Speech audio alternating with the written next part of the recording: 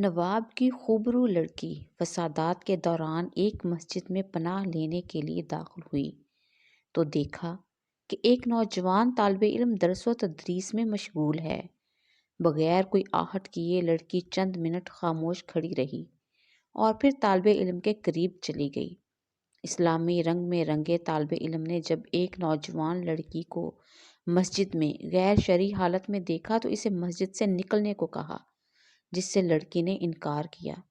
طالب علم نے غصہ، منت و سماجت، یہاں تک کہ ہر طرح کا حربہ آزما لیا، مگر لڑکی نے اللہ کا واسطہ دے کر کہا کہ باہر اس کی عزت کو خطرہ ہے اور اسے رات یہیں گزارنے دی جائے۔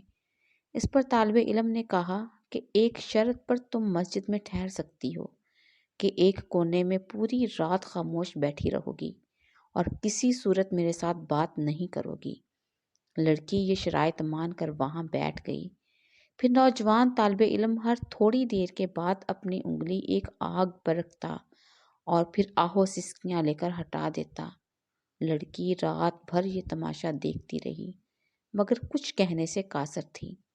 خدا خدا کر کے صبح ہوئی تو لڑکا اذان دینے اٹھا اور لڑکی سے کہا کہ اب مسجد سے نکل جاؤ کیونکہ نمازی آنے والے ہوں گے، تاکہ کوئی بدگمانی نہ کرے۔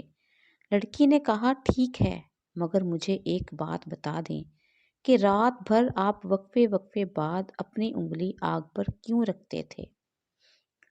طالب علم نے جواب دیا کہ رات میں نے نفس اور شیطان اور اللہ کے احکامات کے مابین شش و پنج میں گزاری۔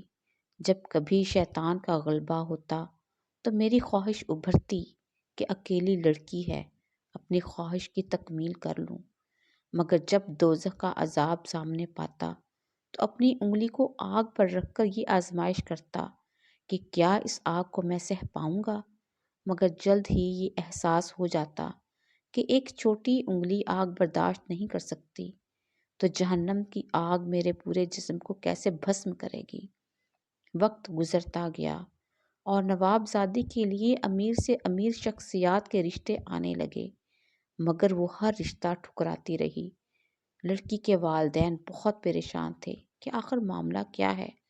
آخر کار لڑکی زبان پر مدعا لے ہی آئی کہ اس کی شادی صرف مذکورہ طالب علم سے کی جائے ورنہ وہ بھی شادی نہیں کرے گی۔